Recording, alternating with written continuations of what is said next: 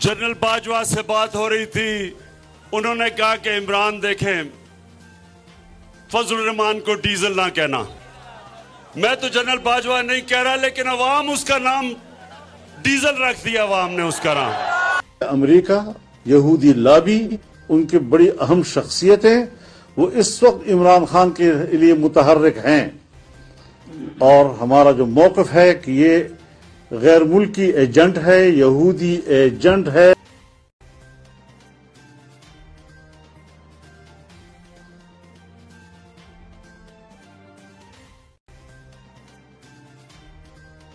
अस्सलाम वालेकुम दोस्तों, मैं हूं शौकत जरदारी और आज पाकिस्तान में बहुत कुछ हो रहा है। सड़कों पर एहतजाज हो रहा है, साथ साथ पाकिस्तान तहरीक इंसाफ और जमीयत उलमा इस्लाम के दरमियान बर्फ़ पिघल रही है।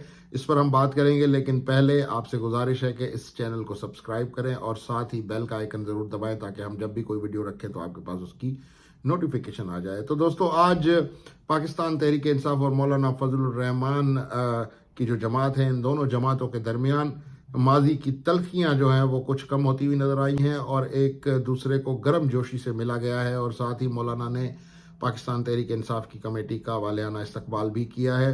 साथ साथ मौलाना फजल रहमान और पाकिस्तान तहरीक इंसाफ समझती हैं कि इन इंतखाबात में उनका मैंडेट चोरी हुआ है, और दोनों जमातें बाजार लग रहा है कि इस मैंडेट की चोरी के हवाले से आने वाले दिनों में या तो तहरीक चला सकती हैं या फिर दोनों जमातें इतना प्रेशर जो है वो इस्टेब्लिशमेंट के ऊपर डालने में कामयाब हो सके कि शायद उनको कुछ ना कुछ करेक्शन इंतखाबात में मिलती नजर आए, जो कि बज़ाहिर मुश्किल सा लग रहा है। लेकिन साथ ही मौलाना फजल रहमान ने पाकिस्तान पीपल्स पार्टी और PMLN के ऊपर भी तनकीद की है, और साथ साथ उन्होंने एक नया पिंडोरा बॉक्स खोल दिया है जो इमरान खान के माजी के मौक़िफ़ की तायद कर रहा है कि जी उनकी हुकूमत गिराने के ख़िलाफ़ बैनुल-अक़वामी साजिश हुई और यहाँ की इस्टेब्लिशमेंट जो है वो उस साजिश का हिस्सा थी। और साथ ही उन्होंने इन सियासतदानों को भी मिलाया जो कि माजी में कहते रहे हैं। लेकिन इस पर मौलाना फजल रहमान ने TV प्रोग्राम में एक बड़ा बयान दिया है जो कि यकीनन मौलाना साहब ने सोच समझ कर दिया होगा।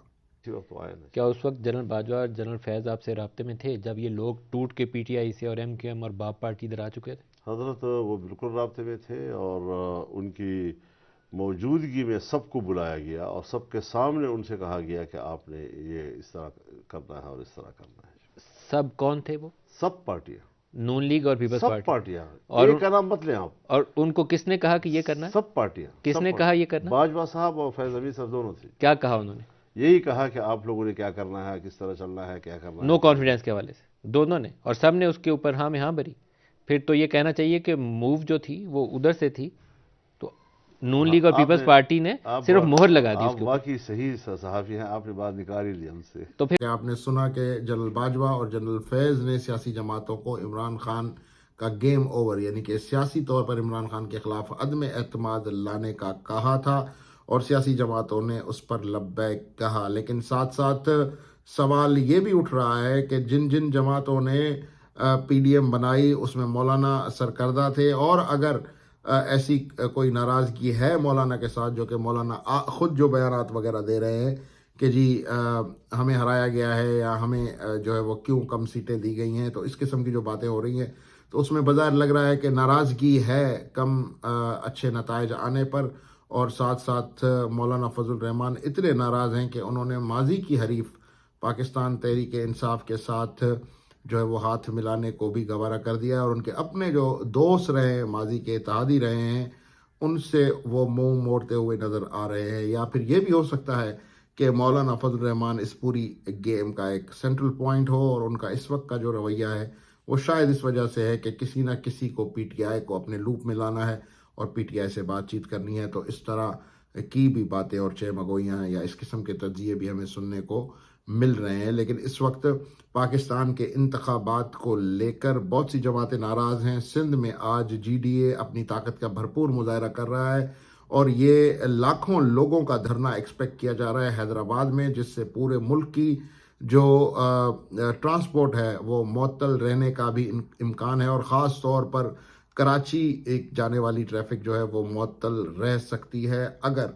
धरने में लोगों की ज़्यादा तादाद आ जाए। और बज़ाहिर लग रहा है कि पिछले 2 दिन से लोग सिंध के मुख्तलिफ इलाकों से पीर पगारा की काल पर حیدرآباد کی طرف جا رہے ہیں، اور آج رات کو ہی ہم نے دیکھا کہ لوگوں کا جمع غفیر حیدرآباد بائی پاس پر موجود تھا، اور بظاہر پیر پگارا کو بھی راضی کرنے کی کوشش کی گئی ہے، لیکن رات دیر تک جو اطلاعات مجھ تک پہنچی ہیں اس میں یہ لگ رہا ہے کہ پیر صاحب اپنا جمہوری حق استعمال کرنے سے پیچھے نہیں ہٹ رہے، اور انہوں نے کہا کہ جی یہ الیکشن جو ہے وہ دھاندلی زدہ الیکشن ہے، ان کے نتائج کو وہ مسترد کر چکے ہیں، اپنے ایم پی ایز کو سیٹیں واپس کرنے کا کہہ چکے ہیں، حلف نہ اٹھانے کا کہہ چکے ہیں، لیکن پیر صاحب پگارا کے آج کے دھرنے کے بعد آگے کا لائحہ عمل کیا ہوگا، اس پر بہت سنجیدہ قسم کے سوالات ہیں۔ کیا پیر صاحب اس پوری تحریک کو کنٹینیو کریں گے، یا پیر صاحب کا یہ ٹوکن اسٹرائک ہے، یا پیر صاحب کی یہ ٹوکن ہڑتال ہے، یا پیر صاحب اس مزاحمت کو، جو کہ پرامن سیاسی مزاحمت پیر صاحب اس کو کہہ رہے ہیں، اس پرامن سیاسی مزاحمت کو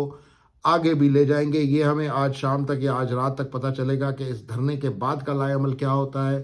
کیا اس ملک کے جو کرتا دھرتا ہے وہ پیر پگارا کو راضی کرنے میں کامیاب ہوتے ہیں، تاکہ جو میرے ذرائع بتا رہے ہیں کہ کوششیں بہت ہو رہی ہیں، لیکن ابھی تک پیر صاحب کی طرف سے کسی بھی قسم کا کوئی مثبت جواب یا دھرنوں کے حوالے سے یا احتجاج کے حوالے سے یا احتجاج کو روکنے کے حوالے سے کوئی مثبت جواب جو ہے وہ مقتدر حلقوں کو نہیں ملا۔ لیکن اس پورے معاملے میں انتخابات میں وہ مولانا فضل الرحمان ہو، تحریک انصاف کا اسٹانس ہو، یا پھر خود پیر پگارا کا اسٹانس ہو، جو کہ اسٹیبلشمنٹ کے بڑی قریبی سمجھے جاتے رہے ہیں، یہ اسٹیبلشمنٹ کی بدنامی کا بہت بڑا سبب بن رہا ہے، اور بظاہر یہ انتخابات جو کہ دھاندلی زدہ انتخابات کہے جا رہے ہیں، یہ اب آہستہ آہستہ جس طرح آوازیں اٹھ رہی ہیں تو ہو سکتا ہے کہ آنے والے دنوں میں ان انتخابات کو لے کر ایک بڑی بحث چلتی رہے، اور شاید آنے والی حکومت کو بھی ان تمام سوالات کو فیس کرنا پڑے۔ مجھے دیجیے اجازت، اللہ حافظ۔